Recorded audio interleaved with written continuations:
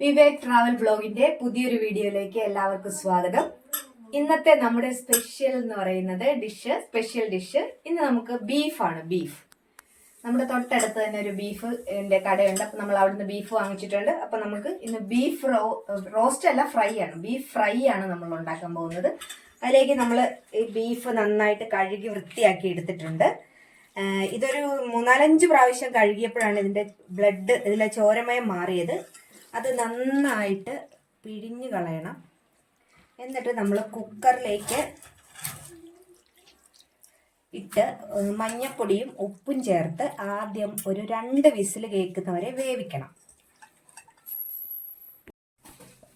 നമ്മൾ ബീഫ് ഇതിനകത്തോട്ട് ചേർത്തിട്ടുണ്ട്. ഇനി നമുക്കിതിലേക്ക് 1 സ്പൂണ് മഞ്ഞപ്പൊടി, 1 കിലോ ബീഫാണ് എടുത്തിരിക്കുന്നത്. അതിന് നമ്മൾ 1 സ്പൂൺ മഞ്ഞപ്പൊടി ചേർത്തിട്ടുണ്ട്. പിന്നെ ഉപ്പും ചേർക്കുക. അത് കഴിഞ്ഞ് നമ്മളൊരു കുറച്ച് വെള്ളം കൂടി ഇത്തിരി വെള്ളം ഒഴിച്ചാൽ മതി. ഇതൊന്ന് അടുക്കി പിടിക്കാതിരിക്കാൻ വേണ്ടി. അപ്പോൾ ഇതിലേക്ക് കുറച്ച് വെള്ളം, ഈ ബീഫിൽ നിന്ന് കുറച്ച് വെള്ളം ഇറങ്ങും. അതുകൂടാതെ നമ്മൾ ഇതൊന്ന് വെന്ത് കിട്ടാൻ വേണ്ടിയിട്ട് 2 വിസിൽ കേട്ടാൽ മതി. അതിനൊരു അല്പം വെള്ളവും കൂടി ഒഴിച്ച് നമ്മളൊന്ന് 2 വിസിൽ കേൾക്കാനായിട്ട് നമുക്ക് വെക്കാം. അപ്പം നമുക്ക് ഇതൊരു 2 വിസിൽ കേൾക്കുന്നവരെ നമുക്ക് വെയിറ്റ് ചെയ്യാം. അപ്പോഴേക്കും നമുക്ക് വേറൊരു ഉരുളിയിൽ നമുക്ക് ബാക്കിയുള്ള ഇൻഗ്രീഡിയൻസ് എല്ലാം കൂടി നമുക്കൊന്ന് വഴറ്റിയെടുക്കാം. നമ്മൾ ഈ ബീഫിന് ചേർക്കുന്നത് നമ്മൾ പൊടിയല്ല ചേർക്കുന്നത്. മുളക്, ഈ കാശ്മീരി മുളകും അല്ലാത്ത സാധാ മുളകും കൂടി നമ്മളൊന്ന് ഈ ഉരുളിയിലൊന്ന് ചൂടാക്കും. ആ ചൂടാക്കിയിട്ട് നമ്മൾ പൊടിക്കുവാണ്, വറുത്ത് പൊടിച്ചാണ് നമ്മൾ ഇതിന് ചേർക്കുന്നത്. ഇത് നന്നായി ചൂടായി വരുമ്പോൾ ഇതിൻ്റെ കൂട്ടത്തിൽ നമ്മൾ കുറച്ച് കരിഞ്ജീരകം കൂടി ചേർക്കുന്നുണ്ട്. ഇതെല്ലാം കൂടി ഒന്ന് ചൂടാവണം. ചൂടായി കഴിഞ്ഞ് നമ്മളിത് പൊടിച്ചിട്ടാണ് നമ്മൾ ഇതിനകത്തോട്ട് ചേർക്കുന്നത്. എല്ലാ മസാലയും നമ്മൾ ചേർക്കും. കുരുമുളക്,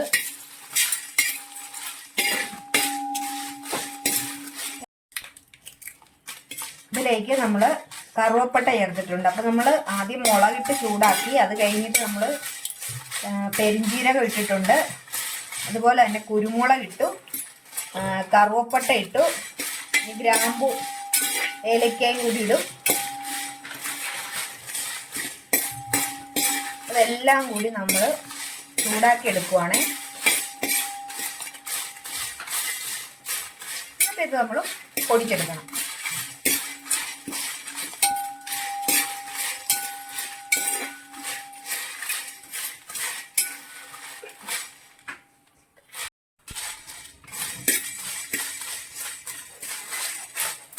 പെരിഞ്ജീരകമൊക്കെ നന്നായിട്ടൊന്ന് ചൂടാവട്ടെ.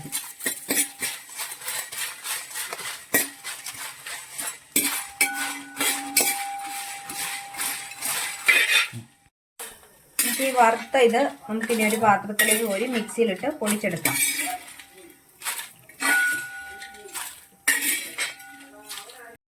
ഇപ്പം നമുക്ക് ഉരുളിയിലേക്ക് എണ്ണ ഒഴിച്ചു കൊടുക്കാം.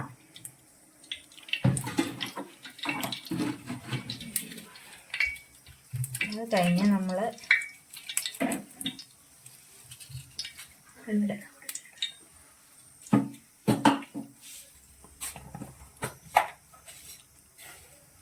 കടുകിട്ടു.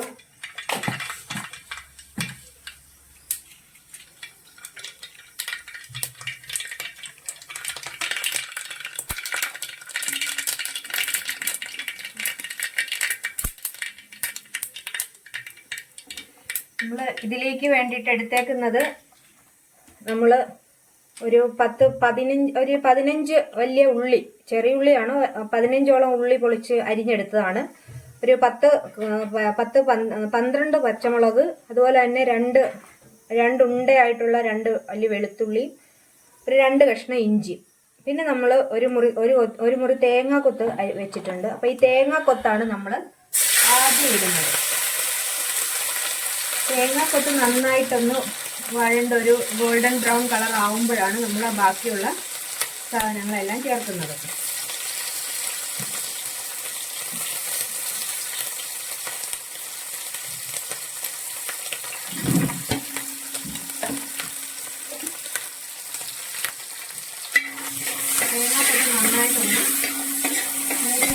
ഗോൾഡൻ ബ്രൗൺ കളർ ആവുന്ന വരെ നമുക്കൊന്ന് ചൂടാക്കാം.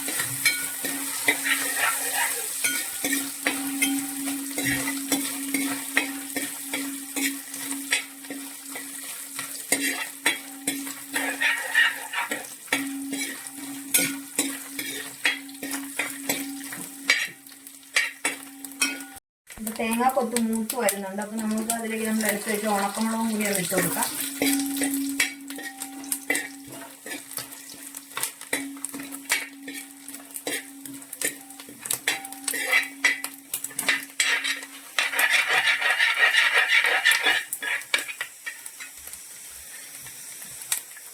നമ്മൾ ചേർക്കുന്നത് വെളുത്തുള്ളി, ഇഞ്ചിയും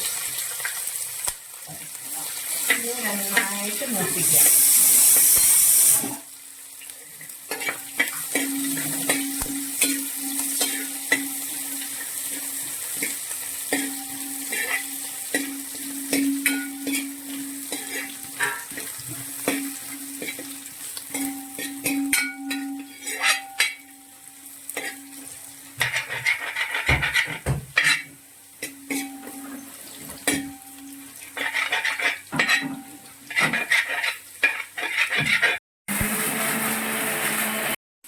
നമുക്കിതിലേക്ക് പച്ചമുളകും ഉള്ളിയും കൂടി ഇട്ട് കൊടുക്കാം.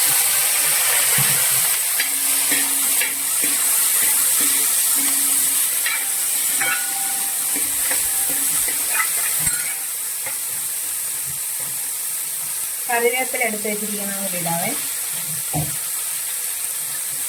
ഇതെല്ലാം നന്നായിട്ടൊന്ന് വഴണ്ട് വരണം.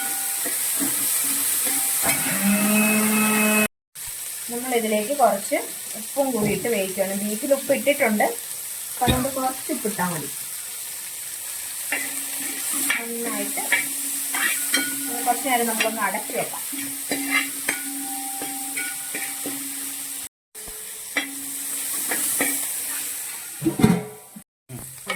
ബീഫ് ഇതേ നമ്മൾ 2 അടി അടിച്ച് വെച്ചിട്ടുണ്ട്. അത് നമുക്കിനി ഇതിലോട്ട് ഇട്ട് കൊടുക്കാം. നമ്മുടെ ഈ മുളക് പൊടി ഇതെല്ലാം നമ്മൾ വറുത്ത് പൊടിച്ചത് കൊണ്ട് നമ്മളിനി ഡയറക്റ്റ് ബീഫാണ് ഇതിലേക്ക് ചേർക്കുന്നത്. ബീഫാണ് ചേർക്കുന്നത്. ഈ ബീഫ് ചേർത്ത് ഒന്ന് വഴഞ്ഞ് കഴിയുമ്പോഴാണ് നമ്മൾ ഈ മുളക് പൊടിച്ച് വെച്ചിരിക്കുന്ന ഐറ്റംസ് ഇതിലോട്ട് ചേർക്കുന്നത്.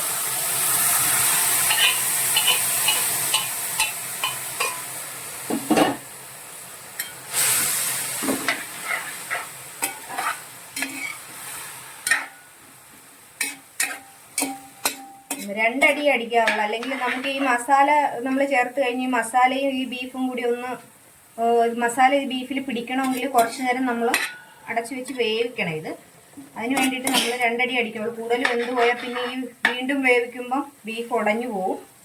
അങ്ങനെ വരാതിരിക്കാൻ 2 അടിയിൽ കൂടുതൽ അടിക്കരുത്.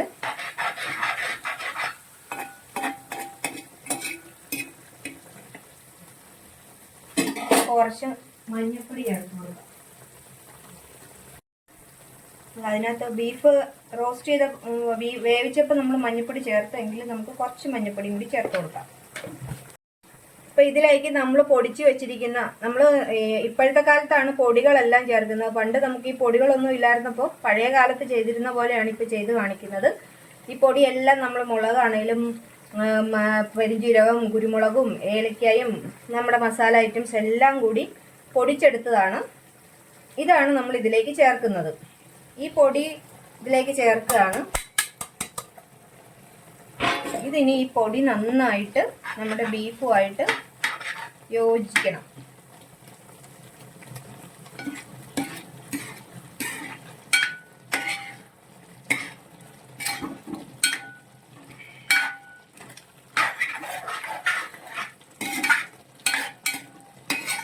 ഇതിൻ്റെ വെള്ളം പറ്റി വരുന്നത് വരെ നമുക്കിതിനെ വേവിച്ചെടുക്കണം.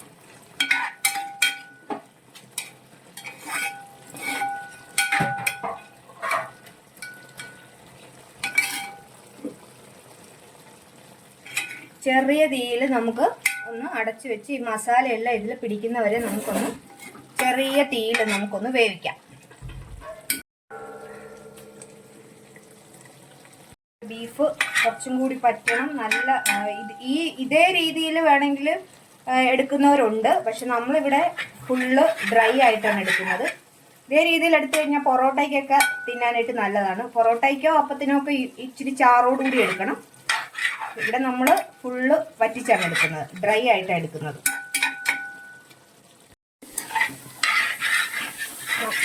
നമ്മുടെ ബീഫ് നമ്മുടെ ഫ്രൈ ആക്കുന്നതിൻ്റെ വെള്ളം എല്ലാം പറ്റി ഫ്രൈ ആയിക്കൊണ്ടിരിക്കുകയാണ്.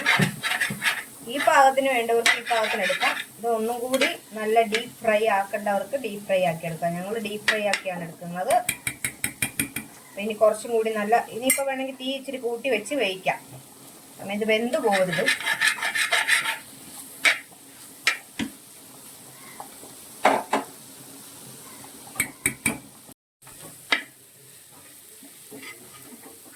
നമ്മുടെ ഫ്രൈ റെഡി ആയിട്ടുണ്ട്. ഇത് ചോറിന് കൂട്ടാനായിട്ട് നല്ല ടേസ്റ്റാണ്. പൊറോട്ടയ്ക്കായാലും ചപ്പാത്തിക്കായാലും എല്ലാം നല്ല ടേസ്റ്റാണ്. എല്ലാവരും ഒന്ന് ഇതുപോലെ ഒന്ന് ട്രൈ ചെയ്ത് നോക്കൂ.